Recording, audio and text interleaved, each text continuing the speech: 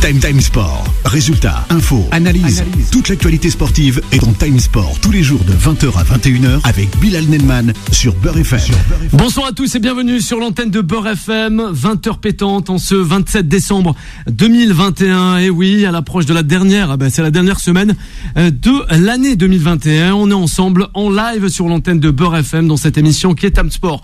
20h, 21h, c'est le créneau horaire de votre émission, votre quotidienne, sur votre radio de la diversité, Beurre FM. Ce soir au menu, on reviendra, et oui, sur ce coup dur, une pensée sincère pour le peuple algérien, mais aussi le football algérien. Et le joueur Sofiane Lokar qui est mort sur le terrain. Rahmo à lui et nos pensées sincères à sa famille, à ses proches et à tous les amoureux du football. On reviendra sur cet événement tragique.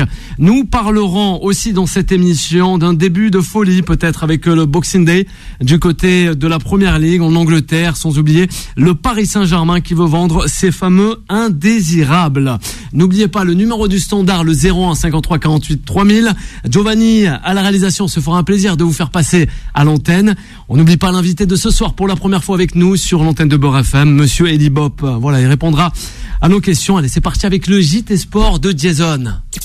Time Sport. Et oui, on démarre le JT du lundi par la tant attendue décision de la commission de discipline concernant le match arrêté entre le PFC et l'OL en Coupe de France. Verdict, élimination des deux équipes de la compétition. Huis clos de 5 matchs pour les Parisiens, plus 10 000 euros d'amende.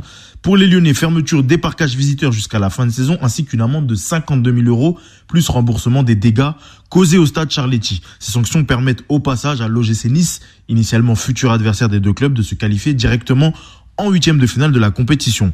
Une info transfert, Ferran Torres va bel et bien quitter Manchester City pour le FC Barcelone. L'attaquant espagnol devrait coûter plus de 50 millions d'euros et sera présenté dans quelques jours aux supporters catalans. Et enfin, on termine avec du rugby pour signaler que le stage de l'équipe de France U20 prévu à Rome début janvier est annulé bien évidemment pour des raisons sanitaires. Voilà, c'est tout pour ce lundi. On vous souhaite un bon début de semaine et une bonne émission avec Bilal et toute l'équipe Time Sport. Et merci Jason. Voilà qui nous a rejoint à fond la caisse dans ce studio. Jason, notre rédacteur. Bonsoir, comment ça va ? Ça va, tranquillement. Ravi d'être avec vous comme d'habitude. Ah ben nous aussi, Jason. Et il y a aussi Abdel qui fait son gros retour. Abdel nous avait manqué. Comment ça va, Abdel ? Ça va très bien, bonsoir à toutes et à tous, très content d'être là. Kamel, un tout nouveau, allez, qui rejoint l'équipe Time Sport. Comment ça va, Kamel ? Bonsoir Bilal, ça va très bien et toi ? Ça va très très bien, Kamel. Rapproche-toi juste un peu, Kamel, en mode beau gosse. Voilà, ça c'est pour les auditrices et les auditeurs. Ils devront savoir cela. Un bel homme, tout comme Juan José Dorado, grand amoureux du football espagnol, mais pas que Juan José. On a eu des annonces en plus ce soir. Oui, mais des annonces bien et des annonces moins bien sur la planète football. Hola, buenas tardes a todos. Effectivement, il y a des annonces et il va y en avoir dans les jours qui viennent puisque le mercato commence en Espagne, notamment à partir du 3 janvier jusqu'à la fin du mois de janvier. Donc, gros mercato qui s'annonce et pas uniquement qu'en France. Ah ben ça promet en tout cas concernant ce mercato estival. Allez, le premier sujet de cette émission. On y va. Sport. Le sujet des sociaux. Footballeur algérien qui est décédé justement sur le terrain le jour de Noël après s'être effondré alors qu'il était capitaine du Mouloudia Saïda lors d'un match de 2e division, faut le rappeler. Abdel, assez tragique, justement, le jour de Noël. Ouais, c'est quelque chose qu'on n'a pas envie d'entendre sur les terrains de foot. Malheureusement, c'est suite à un choc avec le gardien adverse qui a fait une mauvaise chute et ça s'est transformé malheureusement en crise cardiaque. Est-ce qu'on peut vraiment prévenir de ce genre d'incident ? Je sais pas. Malheureusement, je pense que en Algérie, en 2e division de championnat, ça peut être très compliqué d'avoir des tests ou de faire des tests avec la batterie, etc., pour voir comment l'état du cœur est. Et finalement, voilà, c'est quelque chose qui est assez tragique, mais pour moi, qu'on peut pas prévenir. Ouais, Kamel. Ouais, alors, j'ai appris la nouvelle aussi. Sur les réseaux sociaux, ça a fusé. Et apparemment, il avait fait le malaise. Alors ? Et ensuite, il a repris 10 minutes après, si j'ai bien compris. Ouais, qui disait cela ? Il n'y a pas de procédure, de règlement On a vu quand même des images assez douloureuses pour tout le monde. Le massage cardiaque qui a été fait, c'est ça, Jason, hein ? Ouais, c'est ça.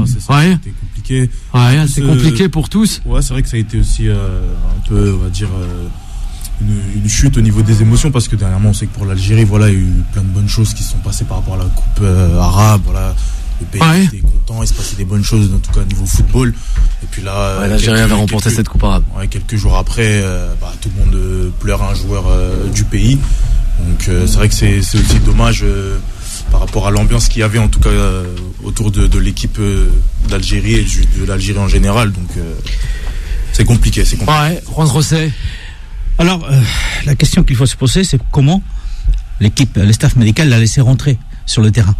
Quelques minutes, un choc. C'est un fait de jeu. Il perd pendant quelques instants connaissance. Il sort du terrain et 10 minutes après, on le laisse rentrer.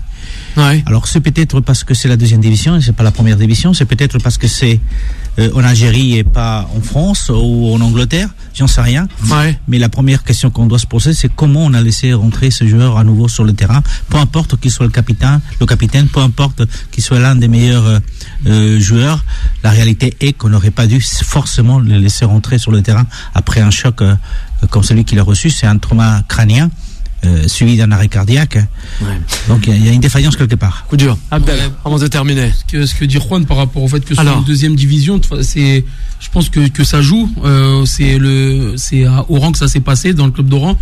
Pour retracer un peu le truc, là-bas il y a des stades qui sont même pas été encore terminés. Ça fait 15 ans que ça dure. Donc avoir un bon staff médical en deuxième division, je pense que c'est le dernier de leurs soucis. Malheureusement, on fait pas assez attention à ce genre de procédure, et malheureusement quand on voit que dans des clubs aujourd'hui qui évoluent dans les premières divisions, on arrive encore à avoir des incidents. C'est pas en deuxième division algérienne que ça sera développé. Malheureusement, c'est difficile à accepter, mais c'est la vérité.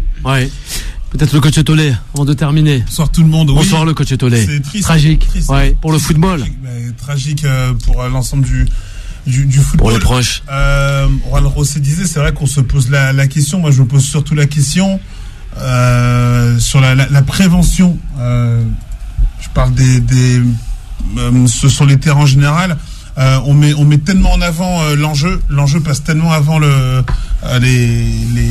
athlètes qu'on en oublie l'essentiel. Et la première des choses, c'est déjà que les joueurs et joueuses soient en bonne santé, dans les meilleures conditions pour aborder un match, même si malheureusement tu peux avoir ce type de situation dans n'importe quel cas. Prévention avant tout. Juste rappeler que 48 heures avant, c'est un hockeyeur allemand de 18 ans qui est décédé. Et pareil, lors d'un match, choc contre la barrière. Lui, il a été transporté à l'hôpital. On l'a pas sorti, on l'a pas fait rentrer sur le terrain. On l'a amené à l'hôpital. Il est mort 48 heures après dans un hôpital allemand. Donc ça peut arriver, on le sait. Mais encore une fois, il va falloir effectivement prévenir ce type de comportement. Et si on n'a pas le staff médical adéquat, surtout pas laisser rentrer un joueur à nouveau sur le terrain, qu'il soit algérien, espagnol, français ou allemand. Bien sûr. Merci messieurs. Justement, une pensée sincère à la famille et aussi aux amis, aux membres du staff de ce club où jouait Sofiane Nokar. Voilà, Barahmo. Et paix à son âme, nous allons enchaîner avec le second sujet de cette émission concernant cette Coupe de France avec ces deux équipes, le PFC, Paris FC et l'Olympique Lyonnais. Time Sport. La troisième mi-temps. On a Mamadou, justement, qui clash un peu le code Tolé. Il espère qu'il va se poser un peu plus de questions, là, avec ce sujet-là. Incident à Paris, incident avec ce match Paris FC Olympique Lyonnais. Les deux clubs, justement, déclarés perdants, mais aussi éliminés de cette compétition qui est la fameuse Coupe de France des zones. On en dit un peu trop ou pas du tout? Non, pas trop.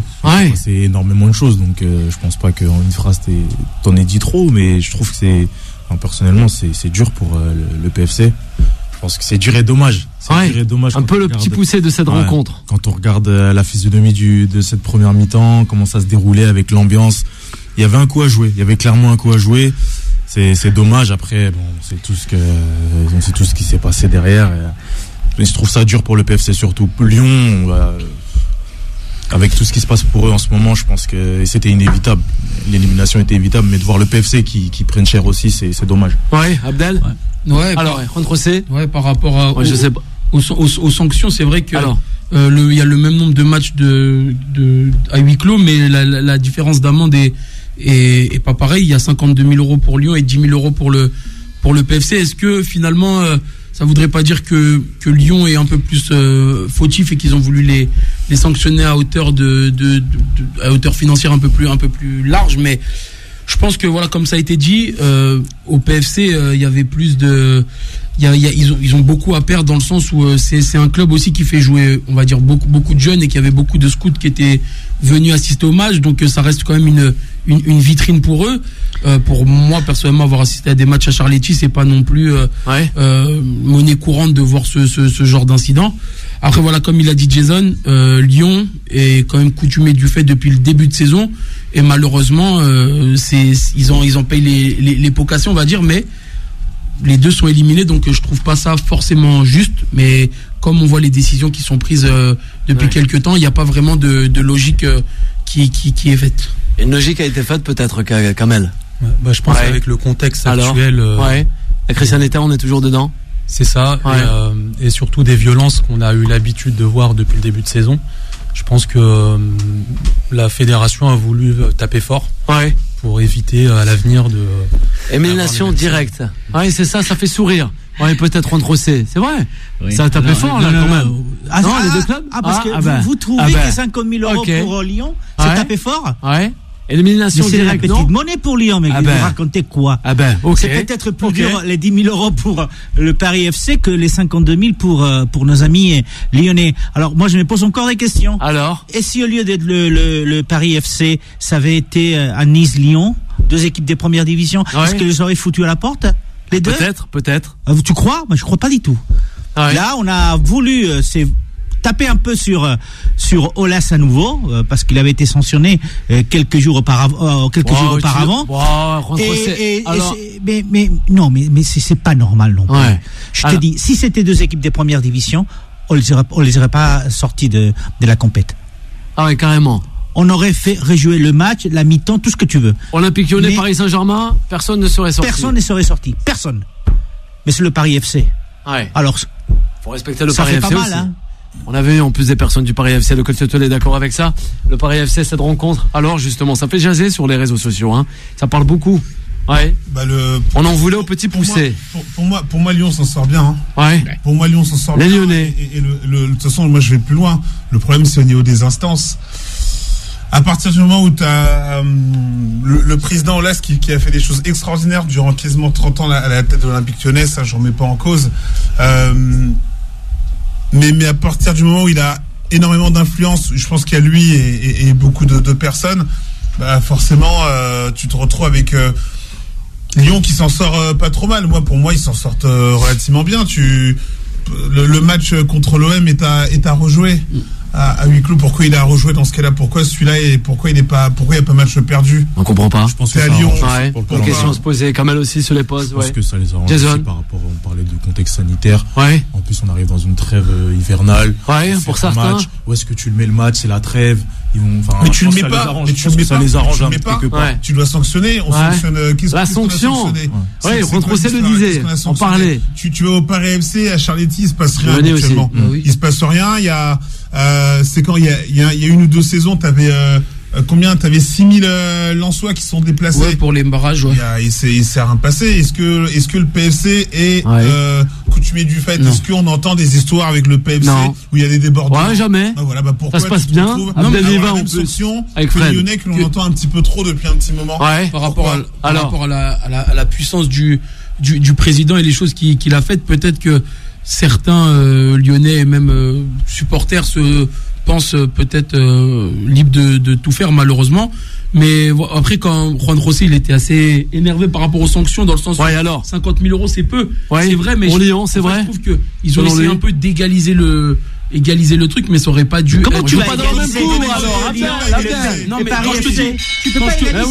mais quand je te dis égaliser, je te dis que par rapport au nombre de matchs, après au niveau de la sanction financière, c'est vrai que ils ont le club le plus riche a pris plus de sanctions, mais malheureusement, Jason dit qu'il y a le contexte sanitaire, mais tout ce qu'ils ont voulu mettre en vigueur, ça doit rentrer qu'en 2022, et c'est un match qui s'est joué en 2021 par rapport à ça, et je trouve que pour moi le match il aurait dû être au moins à rejouer, mais jamais le PFC doit être éliminé de la compétition. Et je pense que Lyon, il y a beaucoup de passes droits dans le sens où ce qui a été fait comme on le répète par le passé par le président, ça te laisse quand même un champ de marge assez libre quand tu te déplaces, et même comment ça a été organisé, c'est un déplacement qui est assez chaud entre guillemets.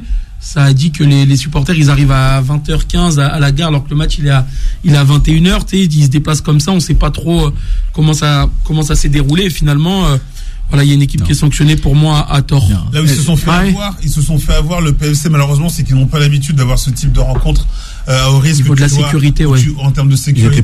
Mais la sécurité extérieure dépend de la ville de Paris, de la préfecture de Paris. C'est vrai. C'est pas le Paris FC qui est responsable de la sécurité à l'extérieur. C'est pas eux. Pas du tout. Et donc, c'est lui qui est vraiment victime ici aujourd'hui, qui perd vraiment, c'est le Paris FC. Parce que s'il passe au tour suivant, économiquement pour eux c'est très rentable. Pour les jeunes joueurs qui sont là, c'est construire un projet, continuer à construire un projet. Bien sûr. Mais pour Lyon, mais c'est absolument rien le fait d'être éliminé. Ça veut rien dire pour eux.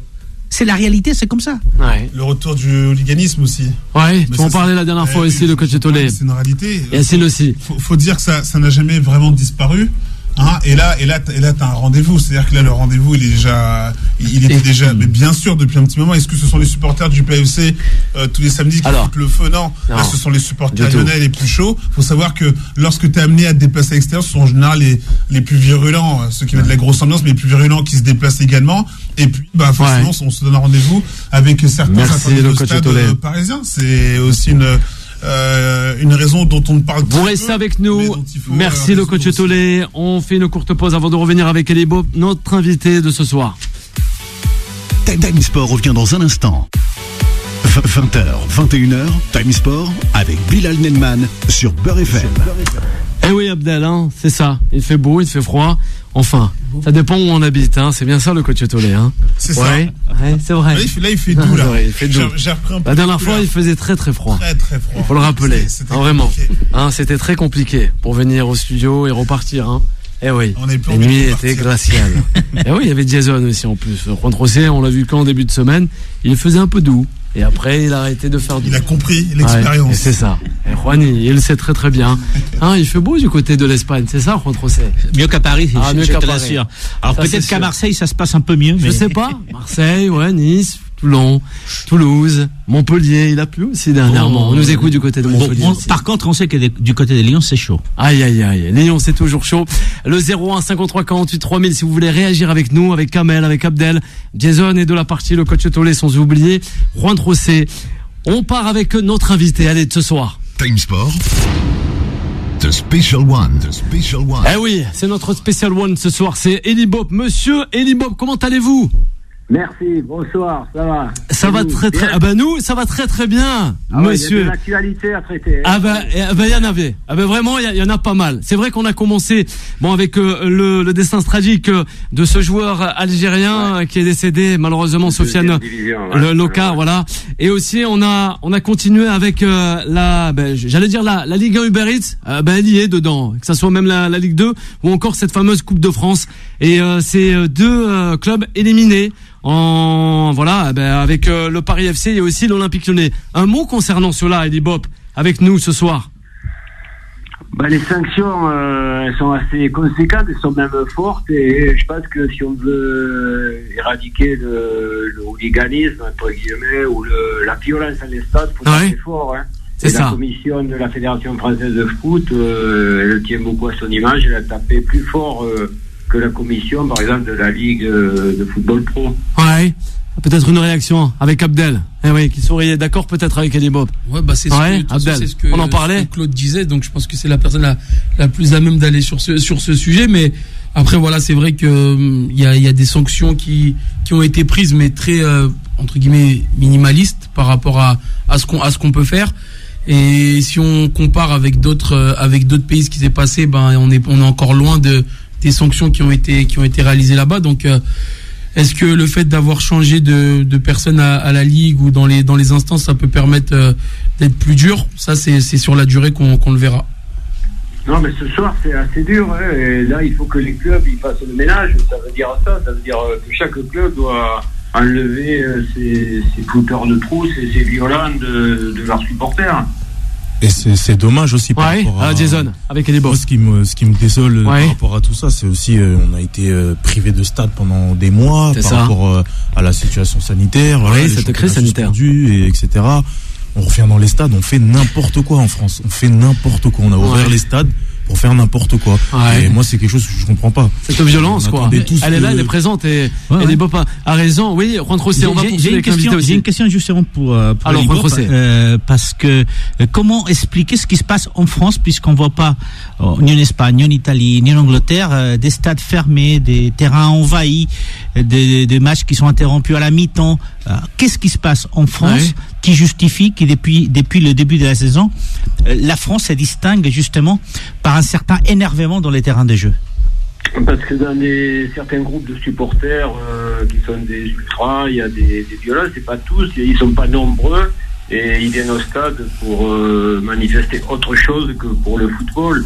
Et tant que les clubs n'auront pas fait le ménage et pris des sanctions envers ces gens, les interdire à vie de stade, ils n'auront pas de résultat. Il faut qu'ils soient aidés aussi par la loi française et il faut se remonter les manches et faire ce travail qui a été fait par exemple en Angleterre ou dans d'autres pays. Il faut le faire aussi en France. Il y a trop d'attitudes qui sont très négatives, très violentes et il faut enlever tout ça du stade. Est-ce que les mesures qui ont été prises, qui ont été décidées par le ministère de l'Intérieur avec la Fédé et la Ligue il y a une dizaine de jours, ce sont les bonnes décisions qui ont été prises ou pas? Ou il faut aller un peu plus loin? On a la sensation qu'en France, on a du mal effectivement à prendre des décisions comme elles ont été prises, notamment en Angleterre. Mais c'est vrai que l'Angleterre avait un triste record dans les années 80 côté violence. Mais pourquoi la France a du mal au niveau des instances justement à prendre ce type de décisions? Je crois qu'avec ce qui se passe depuis le début de la saison, et voire même là, la fédération, vous dites que c'est pas fort, mais par exemple, le Paris FC, qui était le club organisateur, il va jouer 5 matchs à l'extérieur, et lui qui veut monter en première division, il est quand même pénalisé assez fort. Lyon est exclu de la Coupe de France comme Paris, et l'année prochaine, ils sont en sursis. Voilà, ils ont aussi d'autres antécédents avec ces groupes de supporters, avec ces énergies humaines. Ils ont commencé depuis la semaine dernière à les identifier avec ce qu'il y a la vidéo, et on est capable d'identifier les fauteurs de troubles. Il faut les exclure à vie du stade. Voilà, il faut que chaque club fasse le ménage avec ses supporters, sinon ça ne sortira pas, et que les clubs soient accompagnés aussi par la loi française pour avoir le droit d'interdire. Il y a de l'hypocrisie. On poursuit avec Eddie Bob. Il y a de l'hypocrisie dans ces clubs parce qu'on sait très bien que avant chaque début de saison, avant chaque déplacement, il y a des réunions qui sont tenues avec les groupes de supporters. Cela veut dire que tu as des responsables. Cela veut dire qu'on est au courant des personnes qui sont amenées à se déplacer. Et donc moi, ce que je comprends pas, c'est comment ces présidents font comme si, ferment les yeux, minimisent. Alors que ce que l'on voit depuis le début de la saison, en tout cas en France, c'est extrêmement grave, comme l'a dit Juan José, que ça soit à Nice, que ça soit à Lens lors du derby face au LOSC, à Angers également, face à Marseille, Saint-Etienne, enfin c'est tous les mois, il y a un événement. C'est quand même insupportable. Et en fait, on a le sentiment que débordement et on minimise. On se rappelle de Marseille. Là, vous faites des constats, je suis d'accord. Vous constatez, mais qu'est-ce qu'on fait? Comment faire pour qu'il y ait de la réaction? C'est pas les 10 000 euros ou les 54 000 euros. Ah bah bien sûr. Qui vont arrêter les gens. Il n'y a qu'une chose malheureusement pour les sportifs, pour nous qui sommes du terrain, c'est que quand les sanctions sportives sont lourdes, quand il y a un retrait de points ou qu'on est éliminé d'une compétition comme là, la Coupe de France, qu'on oblige on admet dans l'handicap d'aller faire 5 matchs à l'extérieur, qu'on joue à huis clos, voilà. Il n'y a que malheureusement en touchant le sportif que les clubs vont réagir, parce qu'eux ils sont là pour que les résultats sportifs, et si leurs propres supporters, certains propres supporters pénalisent sportivement l'équipe, eh bien là il va y avoir des réactions fortes. Malheureusement pour nous les sportifs, on a du mal à l'admettre, mais il n'y a que ça qui va faire réagir. Justement, on va parler après le football français, du moins de cette Coupe de France, de la Coupe d'Afrique des Nations. au Cameroun. Avec ces jeunes générations, ces formations, on va dire, à l'africaine, si je peux me permettre, avec une coupe arabe qui n'est pas passée inaperçue, notamment pour vous aussi, je crois, Ali Bob. Ouais, j'ai bien aimé, puis j'ai regardé, parce que vous savez, la coupe arabe, c'est pas tous les joueurs qui jouent en Europe n'étaient pas là, donc c'était ce qu'on peut appeler des locaux, voire des joueurs qui jouent aussi dans le golf. Et on a vu un très bon niveau. Ça veut dire qu'il y a un travail de fond qui est fait dans tous les pays qui ont participé, et donc ça va amener aussi de la concurrence par rapport aux joueurs qui sont en Europe pour la CAN. Certains joueurs qui ont fait la coupe arabe vont être sélectionnés dans les groupes pour faire la CAN. Donc ça amène une concurrence et ça amène de l'élite. Voilà. Aussi, Abdel, une réaction avec Ali Bob. Alors, on voit dans votre parcours que vous avez coaché en France. Là, on parle de la CAN. Vous avez jamais été approché par des sélections africaines, ou vous avez jamais eu une envie de coacher une équipe africaine? Quand vous avez des clubs qui se succèdent pour faire travailler en France, vous êtes habitué à ce championnat, la Ligue 1, vous continuez. Après, c'est sûr que c'est intéressant d'aller dans des sélections. Voilà, il s'est arrivé quelquefois d'avoir des sélections, mais ça correspondait pas à des possibilités dans ma carrière. Voilà. Aujourd'hui, par contre, c'est quelque chose qui m'intéresserait. Mais quand j'étais en situation avec les clubs, c'était pas la même approche que je pouvais avoir. Et je continue, désolé, mais du coup, on sait que vous avez, Bilal en parlait, vous avez suivi un peu la Coupe du Monde arabe. Là, la CAN se profile. Quel est pour vous le favori de cette compétition? Quand vous voyez une équipe comme l'Algérie qui a gagné la CAN avant, qui a une attitude aussi sportive, il y a du jeu, c'est une équipe qui est disciplinée, qui travaille beaucoup avec Belmadi. Elle arrive à la fois à lier ses qualités techniques, de vitesse, de jeu offensif avec de la rigueur collective. Voilà, il faut souligner avant tout que le niveau de la CAN, il est en train d'augmenter. D'ailleurs, les meilleurs joueurs anglais, les meilleurs buteurs vont participer. Donc, plus encore une fois des locaux, des gens qui se plient à du collectif. Donc, le niveau est de plus en plus intéressant. Les favoris au départ, on a tendance à dire l'Algérie puisqu'elle a gagné. On peut compter on l'a vu avec la Tunisie. D'autres nations.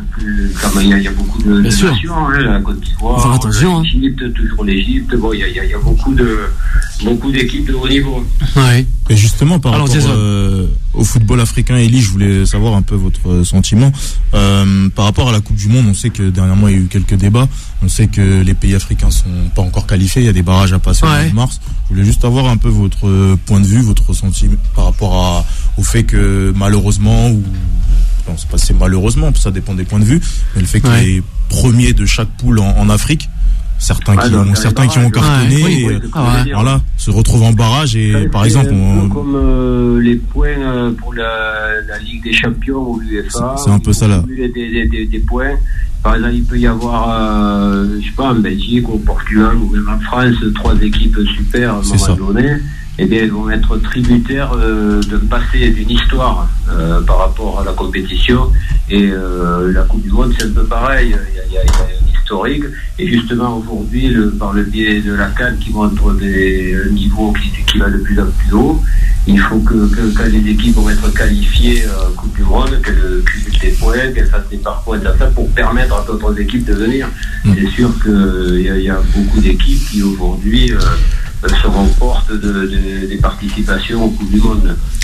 Elie, justement, en parlant des équipes africaines, mais pas que, quel est votre avis sur cette mesure qui va être votée au mois de mars prochain, une Coupe du Monde tous les 2 ans à 48 équipes. Donc il y aura plus d'équipes africaines, peut-être 6 au lieu de 5, peut-être 7 au lieu de 5, on ne sait pas. Mais quel est votre avis justement sur cette Coupe du Monde à 48 équipes qui va être proposée donc pour le mois de mars prochain, qui normalement devrait être votée? Que le nombre augmente, pourquoi pas, que ce soit tous les 2 ans, non. Je ne sais pas si dans votre question vous m'avez demandé si j'étais pour la Coupe du Monde tous les 2 ans. Moi je suis pour la Coupe du Monde tous les 4 ans. Si on veut que ce soit quelque chose justement d'élitiste, quelque chose de très haut niveau, il faut que ce soit unique, que tous les 4 ans, c'est formidable. Les joueurs se préparent tous les 2 ans, on va banaliser. Et ça, on en perdra de goût, oui. Et ça va être banalisé. Les joueurs, en plus, avec tout ce qu'il faut, on n'en finit pas. Les 3 Coupes d'Europe, des coupes, des championnats, des matchs de partout, on rajoute toujours des matchs. C'est pas des machines, hein. Il faut aussi passer aux joueurs, les protéger. Et si on veut voir des choses spectaculaires, de qualité, si on veut que le foot il garde son essence, sa qualité, il faut rester tous les 4 ans. On va terminer, Eddie Bop. Notre invité ce soir sur l'antenne de Beurre FM, avec pourquoi pas ces clubs français, mais aussi des clubs européens. Juan Trocé, les la Champions League est bien là. Je voulais justement l'écouter. Il consulte aussi, Eddie Bop, faut le rappeler, chez nos confrères d'Amazon. Hein, je voulais justement lui poser une question très personnelle. Alors comment vivez-vous le parcours de Bordeaux cette année en Ligue 1? Comment expliquer les méperformances des Bordeaux? Eh oui, les Bordelais. Ouais, c'est une souffrance entre guillemets, parce que je suis pas concerné, mais malgré tout on est attaché à ce club, je suis attaché à ce club, puisque je l'ai entraîné pendant 7 saisons, avec une époque où on avait beaucoup de résultats positifs. Bon, importe peu, il y en a eu d'autres avant, il y en a eu d'autres après, résultats positifs, mais aujourd'hui on est tous en observation, assez triste, parce que c'est un déclin progressif. Ça a commencé avec King Street. Là, il y a M. Lopez qui a racheté pour permettre de rester en Ligue 1, parce que sinon, on voyait le club jouer en national. Donc, il reste là, mais on n'a pas gommé toutes ces carences, toutes ces difficultés depuis le début de saison, même s'il y a un très bon entraîneur. Mais aujourd'hui, c'est très dur. Il lutte pour le maintien, et parce que jusqu'au bout, ça va se jouer entre la 15e et la 20e place pour Bordeaux. Il y a Bordeaux donc qui est mal classé, mais il y a l'arrivée donc du nouveau président Lopez. C'est vrai que quand il est arrivé du côté de Lille, ça a été aussi compliqué la première année. C'est un projet, je dirais pas à longue haleine, parce que en première division on a besoin d'avoir des résultats assez rapidement, mais avec le groupe actuel et quelques changements qui pourraient être apportés et l'arrivée d'argent frais, vous croyez que le Bordeaux qu'on a connu il y a quelques-uns peut récupérer justement la place qui est la sienne, qui était toujours la sienne en Ligue 1? Je crois qu'aujourd'hui le club est en reconstruction totale, et comme vous l'avez bien souligné, cette année il faut arriver à se maintenir pour bâtir ensuite quelque chose, ce qu'il a fait à Lille, vous l'avez bien souligné. Mais Bordeaux, c'est encore plus profond, c'est un problème de fond, que ce soit pour la formation, pour le recrutement, pour l'équipe pro. Il faut mettre en place un projet sportif à moyen terme ou à long terme, mais d'abord il faut faire attention à la vague actuelle, à la tempête actuelle pour se maintenir et puis mettre en place le projet. Et pour ça, il n'y a pas le choix, il faut faire confiance au racheteur, c'est lui qui a la clé maintenant, il faut lui faire confiance. Dernière réaction, allez avec Abdel et Eddie Bop, notre invité, rapide. On voit que les clubs français sont très performants en Coupe d'Europe cette année. Ouais. Est-ce que vous qui suivez la Ligue 1 un peu comme nous tous, vous estimez que la hausse du championnat permet ces résultats en Coupe d'Europe? Il y a surtout un état d'esprit, je pense, qui est intéressant, c'est-à-dire cette idée qu'ont la plupart des clubs, de jouer, de prendre le ballon, de créer du jeu, d'avoir des actions offensives, de ne pas seulement être dans la transition, parce que on a souvent été dans un jeu défensif avec des phases de transition, on essayait d'exploiter l'espace pour aller marquer des buts. Là, il y a une idée de création. Même cette règle, à partir des 7m50, on doit commencer à construire le jeu par des passes courtes au lieu d'allonger, etc. Tout ça contribue à avoir un renouveau dans le jeu français, et certaines équipes l'expérimenter. Lille, qui par exemple, contre Séville, c'est quand même fort de faire des résultats, d'être qualifié en Ligue des Champions, de finir premier. Je parle pas de Paris, donc c'est la logique absolue. Mais les autres clubs aussi sont qualifiés en Coupe d'Europe. Donc je trouve que le championnat, pour permettre des qualifications en Coupe d'Europe, il faut que le championnat soit de qualité, et il l'est. Un grand merci Eddie Bop pour ce moment vraiment très intéressant, avec toutes ces bonnes réactions. Vraiment, mais bien sûr, on parle football, on parle sport co sur l'antenne de Beurre FM chaque soir, 20h, 21h, on le rappelle, un invité de prestige en la personne d'Eddie Bop. Voilà, merci pour le temps accordé à la radio Beurre FM. On reste ensemble, chers auditrices et auditeurs de Beurre FM, pour revenir avec le Boxing Day, sans oublier le Paris Saint-Germain. À de suite. Time Sport revient dans un instant. 20h, 21h, Time Sport avec Bilal Nenman sur Beurre FM. De retour sur l'antenne de Beurre FM, toujours en live jusqu'à 21h. Et oui, allez, on va s'attarder après le football français et africain. Allez, au football anglais. Time Sport. Eh oui, le coach Tollet débute de partout, du jeu, d'une spectaculaire, si je peux me permettre. La Première Ligue nous a donné encore et nous a bien régalé à l'occasion de ce fameux Boxing Day. Eh oui, ce 26 décembre, post-réveillant, Manchester City par exemple, Leicester, son sparring partner, excusez-moi, du jour, ont notamment fait un récital. Je peux le dire, eh oui, un récital de football du côté de l'Etihad Stadium avec une victoire 6-3 quand même. Il y a des buts. Ah ouais, il y a eu plus qu'en Liga. Non mais là vous avez il y a un truc qui m'énerve quand même. Alors, et pourquoi? Parce que Pep Guardiola, ça va, il est sympa. Nous les journalistes souvent on préfère pas se rappeler les choses. Alors, il y a 5-6 ans quand le Barça était à son apogée, et il arrivait, il mettait 5 ou 6 et on disait c'est un championnat de merde. Ouais, c'est vrai. Il y a que 2 équipes, c'est n'importe quoi, c'est normal. Là, c'est City qui le fait et c'est merveilleux. Quel magnifique championnat. Écoute, il faut quand même arrêter un peu.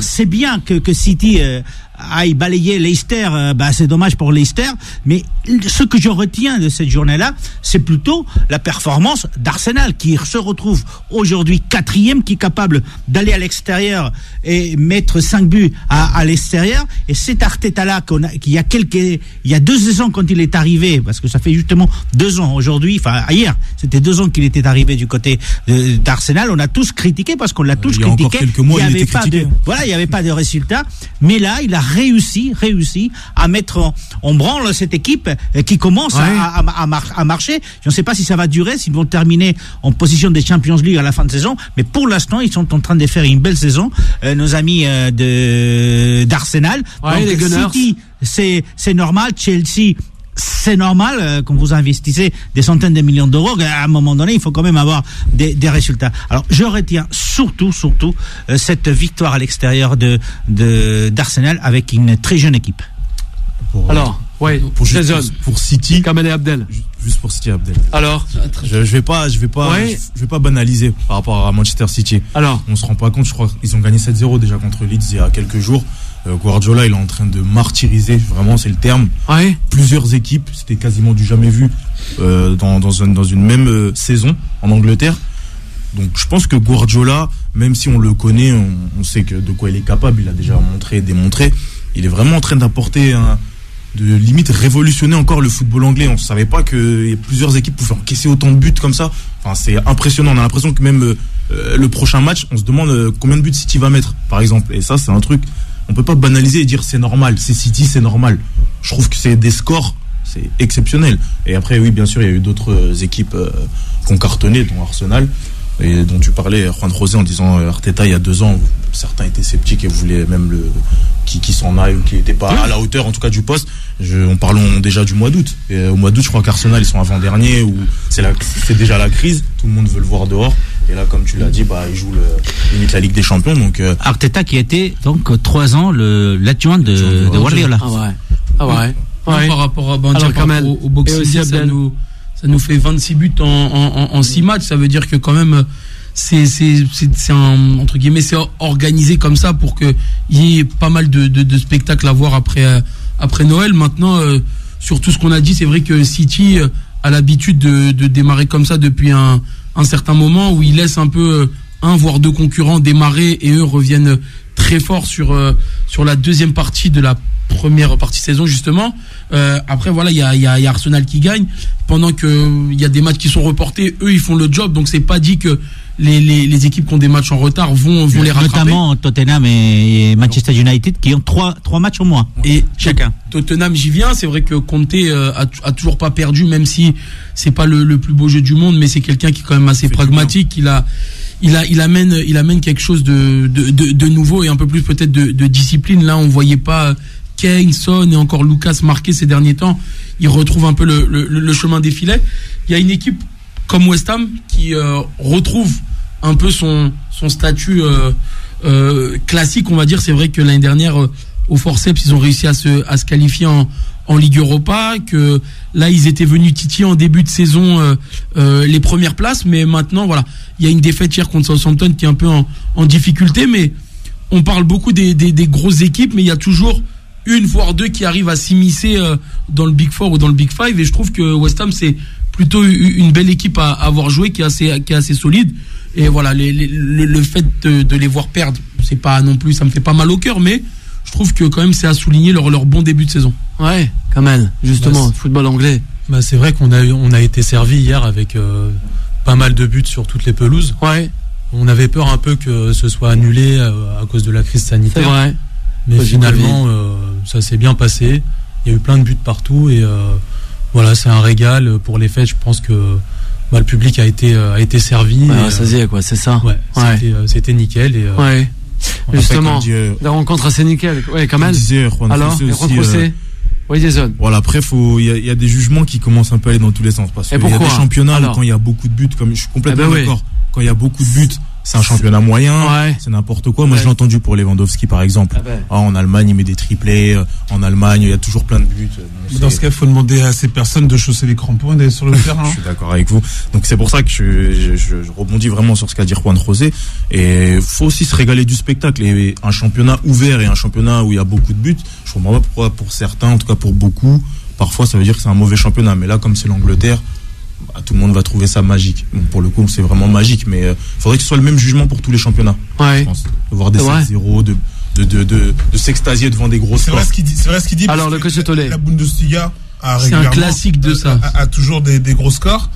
Mais si on prend, nous, notre position avec la Bundesliga et la Première Ligue, la Bundesliga, ça reste un championnat qu'on ne connaît pas trop, qu'on découvre un petit peu plus aujourd'hui parce que t'as beaucoup plus de joueurs français qui sont exilés là-bas, mais c'est toujours un championnat qui nous attire pas forcément. On regarde de loin un peu le Bayern, même le Bayern, on les critique un petit peu à moitié, mais la Bundesliga a toujours été un championnat spectaculaire, a toujours été un championnat de but, a toujours eu des 4-2, des 5-3. La preuve, en Ligue des Champions, le Bayern, ils ont corrigé combien d'équipes? On se rappelle des 7-2, je crois, contre Tottenham, contre Arsenal plusieurs fois, à l'Emirates. Le Barça, ils avaient déjà mis, à l'époque de Robben, Ribéry, ils avaient déjà mis 4 ou 3. D'accord, quand même. Mais c'est une équipe, il y avait Dortmund à l'époque contre le Real, je crois, quand Lewandowski il était encore là-bas.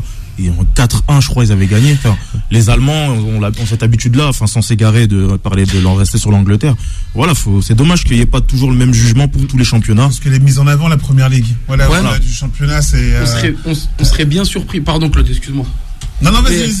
Là, sur la première partie de saison, c'est la Serie A où on voit le plus de buts inscrits, avec 574, et la Ligue 1 avec 531 buts. La Première Ligue, ils sont que 4e des plus grands championnats. Donc ça veut dire que aussi on a pris ce qu'il y a eu dans le passé. On n'arrive pas peut-être à évoluer avec notre temps, et dans le sens où on dit à chaque fois c'est là-bas c'est plus magique, et dans un autre championnat il y a des étiquettes, et surtout on s'intéresse pas, et on veut toujours critiquer entre guillemets un championnat pour dire que celui qu'on regarde est le meilleur. Et je trouve que quand t'es un passionné de football, tu peux avoir des préférences, mais à un moment donné, quand t'as pas d'attache au club, moi personnellement je suis comme ça, quand j'ai pas d'attache au club en particulier, je suis là pour voir un bon match. Si ça se finit en 5-4, je préfère que ça soit 5-4, peu importe le championnat tel qu'il soit, que ça finisse en 0. Et la Serie A qui a été beaucoup mis en avant pour son style défensif et son catenaccio, même si ça a changé depuis quelques années, et comme je le redis, le plus haut nombre de buts dans cette première partie de saison, donc c'est assez surprenant. Il y a quand même. On termine concernant valoriser la Première Ligue. Valoriser un championnat. Il y a les stats, c'est clair. Les nombres des titres qu'on est capable de gagner dans les différentes coupes européennes. Mais il y a quand même une autre caractéristique. Et en fait, c'est la capacité d'un championnat à faire jouer ses équipes dans les compétitions européennes. Parce qu'à Paris, en France, vous avez toujours de toute façon le PSG, comme du côté de l'Espagne, vous avez le Real et le Barça. Mais j'étais en train de regarder, parce que souvent on me pose la question, et aujourd'hui, nous avons le Real Madrid en Europe, on a Séville, mais on a aussi le Betis de Séville. On a aujourd'hui, qui pourrait jouer, parce qu'ils sont qualifiés pour la prochaine Champions League, pour l'instant, Rayo Vallecano, qui est une équipe de la banlieue de Madrid. On a Villarreal, qui est encore en compétition. Donc, l'Espagne, par exemple, est capable, tous les ans, de vous amener des équipes dont vous n'avez jamais peut-être entendu parler. L'année dernière, c'était Grenal qui est arrivé jusqu'à 16e des finales des Europa League. Donc, et c'est ça aussi un championnat, la capacité d'envoyer des clubs et qu'ils fassent des choses. Ce n'est pas envoyer un club à un moment donné pour aller être éliminé en phase des poules d'Europa League. Comme ça, c'est arrivé par le passé avec Lille ou avec Marseille. Ça ne sert à rien. L'important, c'est la capacité, encore une fois, du championnat d'envoyer des nouveaux clubs en Europe. Et là, aujourd'hui, c'est l'Espagne, c'est l'Allemagne, c'est l'Angleterre, et à la queue de tout ça, c'est la France. Ouais. C'est pour ça qu'il faudrait valider ce qui se passe de bien en France en ce moment. Quand justement. Bob juste au téléphone avant. Ouais. Le niveau du championnat français a l'air de bien repartir. C'est intéressant ce qui se passe. Donc il faudrait que ce soit validé par des beaux parcours en Coupe d'Europe. Là, tout le monde est qualifié. On va voir justement les parcours en Coupe d'Europe. On va le faire assez vite. On y va. Time Sport, le mode pressing. Jason, il est toujours. C'est bien. Perspicace ou encore même dans l'euphorie. On l'espère en tout cas, tout comme le Paris Saint-Germain qui espère récupérer un sacré pactole avec les indésirables. Et oui, que dire là aussi. Jason Abdel. Il y a Rafinha, il est dans l'avion là. Rafinha, il est dans l'avion. Il n'est pas dans l'avion, il est sur place. Il est arrivé déjà. Il est sur place, apparemment c'est un prêt. C'est un prêt. C'est un prêt. Sans option d'achat. Sans option d'achat. On ne prend pas l'intégralité. Quel club là? On parle du transfert de Rafinha. À la Real Sociedad. Spécialisé bientôt là. C'est ça. À la Real Sociedad. Est-ce que vous parliez de l'avion, tout ça? Non, Rafinha. Ça fait voyager de coach Tolé. Slovénie. Il est à la Real Sociedad. Je sais pas. Plus que des indésirables, il reste quand même certaines valeurs marchandes du côté du PSG, et pas celles qu'on pense. Rafinha, voilà, c'est loin d'être le premier choix, mais quand on voit l'effectif du PSG qui est entre guillemets surpeuplé, on a l'impression qu'il n'y a pas forcément besoin de tous ces joueurs. Je m'interroge sur le fait que certains postes contiennent 3 joueurs alors que c'est pas forcément nécessaire. À l'heure actuelle, quand on voit des joueurs comme Icardi ou encore comme Diallo ou même Kerrer, ça semble les joueurs les plus entre guillemets bankable, je mets bien des guillemets, et même si c'est quelque chose qui n'arrivera pas, voire très rarement du côté du PSG, il faudrait commencer, si on veut avoir 3 joueurs par poste, à intégrer des jeunes du centre de formation. Malheureusement, c'est peut-être utopique, peut-être que je vois trop la vie en rose, mais je pense que il faudrait un moment regarder du côté des U19 qui font une très belle saison depuis cette année, et des joueurs qui ont toujours performé. Ouais. On l'a vu avec Simons, avec Garbi, avec El Shaddai Bichouabou, qui sont rentrés notamment en Coupe de France, et c'est comme ça en fait qu'on peut faire connaître à ce genre de joueurs le haut niveau. Et voilà, les joueurs que j'ai cités au début, je pense que c'est les seuls qui peuvent partir et rapporter un peu de liquidité au Paris Saint-Germain. Bon, aujourd'hui, on va parler des noms. Donc c'est Rico, le 3e gardien, qui doit partir. Sauf que ça coûte pas trop cher de le faire partir.